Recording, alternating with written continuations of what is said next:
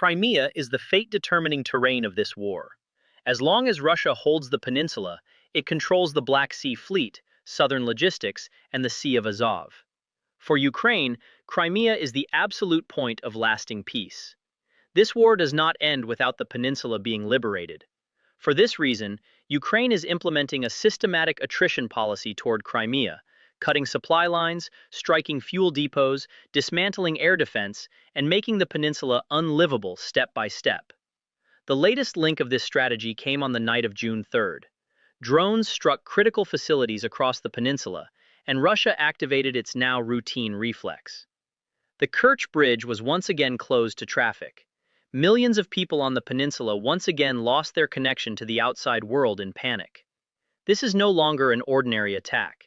It's the latest step in the strategy of making Crimea unlivable. The night that step was taken, nearly every corner of Crimea came under fire simultaneously. The attack's first targets were two fuel depots in the Grasovsky area near Simferopol, critical facilities serving both civilian and military vehicles in Crimea. These depots had been struck before in October, and Russia had repaired and recommissioned them. Ukraine strikes the same targets again after they're repaired. The message is clear. Repairing doesn't stop the attacks. Simultaneously with the fuel depots and military unit, the backbone of Crimea's air capacity was also hit. Belbek, Kachcha, Saki, and Gvardiskoy. Explosions and intense air defense activity were recorded near Russia's four main military airfields on the peninsula. That same night, the suburban rail line between Azovskoye and Kerch was cut, the critical line that distributes supplies arriving via the Kerch Bridge throughout the peninsula. And at 240, the Kerch Bridge was closed to road traffic. Within minutes, at least 6 powerful explosions were heard in Kerch. The attacks didn't skip Sevastopol either.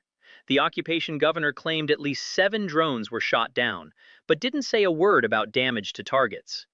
Counting downed drones was easy. Acknowledging the damage was not. They don't want to acknowledge the damage, but the consequences aren't waiting for acknowledgement, because every target struck that night was a different link of Crimea's logistics chain. And that chain is now being strangled from 3 layers. First layer, external resupply, was already cut. Crimea has 3 lines connecting it to Russia: the Kerch Bridge, the ferry line, and the R280 Novorossiya highway. The bridge has been damaged since the 2025 underwater attack, cannot carry heavy loads, and was once again closed to traffic that night. All 3 ferries were sunk in previous months. The R280 highway is under constant surveillance by Ukrainian drones. Every fuel tanker and ammunition convoy moving on the road is a potential target. The resupply reaching the peninsula had already dwindled to a trickle. Second layer.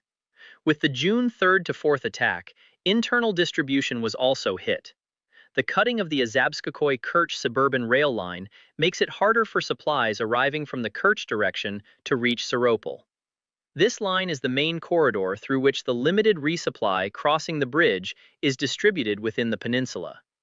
The striking of the Simferopol fuel depot destroyed the distribution point itself. Fuel arriving from outside in small amounts can no longer find a place to be stored and distributed. Third layer, air capacity paralyzed. The targeting of 4 military airfields on the same night directly affects Russia's air operations in Crimea. With jet fuel already restricted, the striking of airfield infrastructure also narrows flight capacity. Air defense systems are consuming ammunition, but resupply isn't coming. Fighter jets cannot take off, and maintenance cycles are disrupted.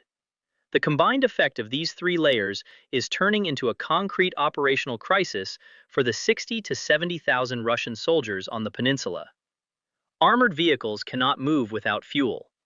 A T-72 tank burns 260 liters per 100 kilometers, and that fuel is no longer coming. Rotation between units cannot be performed.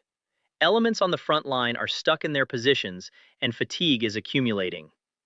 Ammunition convoys must set out under drone surveillance on the R280. Every convoy is a potential target. Air defense systems are consuming ammunition, but resupply isn't arriving. Dozens of engagements were conducted in Sevastopol on the night of the attack, and each engagement eroded stocks a little more. And perhaps the most critical cycle is this. As air defense weakens, more drones get through. As more drones get through, more depots and supply points are struck. As more supply points are struck, air defense weakens further. The Crimea garrison is turning into a fortress whose feeding has been cut. The soldiers are still inside, but their capacity to fight is eroding every day. The severity of this picture is shown by Occupation Administration leader Aksionov's own words. He announced that it could take about a month for the fuel situation to return to normal. This is a serious departure from the Kremlin's "everything is under control" narrative. A month is a long time for units waiting for ammunition at the front and civilians waiting in gasoline lines. And there is no guarantee that Ukraine will stop striking during that month. Aksionov said a month. Ukraine may not give a month. Even Aksionov being able to say a month is optimistic, because in that month, he also needs to factor in repairing Crimea's air defense. And Crimea's air defense is currently full of holes. In theory, Crimea is one of Russia's most heavily protected regions. S-400 batteries at long range, S-300 systems at medium range, dozens of Pantsir point defense systems at low altitude, and layered radar networks connecting them all. On paper, a drone shouldn't be able to penetrate these layers. But on the night of the attack, this defense failed to protect the targets. And the reason is not a single night's failure. Ukraine has been dismantling these layers one by one for months. Ukraine has been conducting a seed/dead campaign in Crimea since 2025. Suppression and destruction of enemy air defense operations. The targeting logic is simple but effective. First, strike the radars, then clean up the unprotected launchers. When radars are hit, the system loses its seeing ability. Drones approach below the radar threshold at low altitude with autonomous navigation and become undetectable without early warning. In May 2026 alone, 28 air defense assets were neutralized. Radars, Pantsir launchers, command vehicles. Pantsir S-1 systems are targeted particularly frequently because they're deployed on the front line against the drone threat. And being on the front line places them in the most vulnerable position. Ukrainian FPV drones detect the active Pantsir radar, follow the signal to dive toward the source, and disable the system with a 158-kilogram warhead. Every Pantsir struck opens a gap in the defense, and Ukraine passes through exactly that gap in the next attack. On top of this structural erosion sits Russia's own resource allocation problem. The most advanced air defense systems have been shifted to the Ukrainian front toward Donetsk and Zaporizhia because the drone threat at the front is more urgent than in Crimea. Crimea is considered the rear, and its defense is being constantly weakened. Ukraine's swarm attacks exploit this gap to the fullest. 20 to 30 drones approach from different directions simultaneously. While the defense system shoots down one, the others get through. On the night of June 4th, the Sevastopol governor claimed 7 drones were shot down, but didn't mention the damage. The numbers of drones shot down are becoming as meaningless as fireworks counts. What matters is the ones that reach the target. Crimea's air defense is like Swiss cheese, layered in appearance, but drones pass through every hole. Crimea's air defense is full of holes. The logistics chain is being strangled from 3 layers.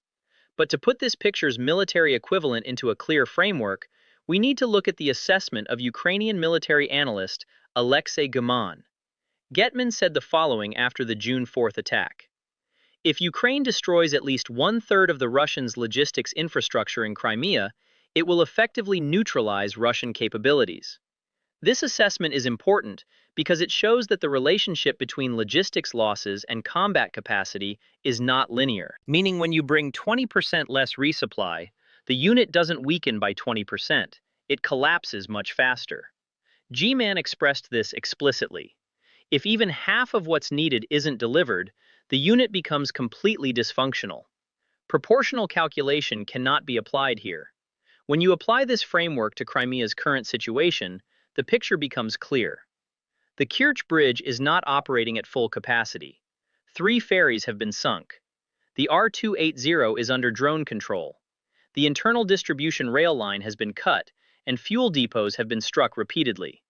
It's not possible to know exactly how much of the resupply reaching the Crimea garrison has been cut, but Aksionov's one-man confession and the transition to a gasoline ration system show that the threshold is dangerously approaching.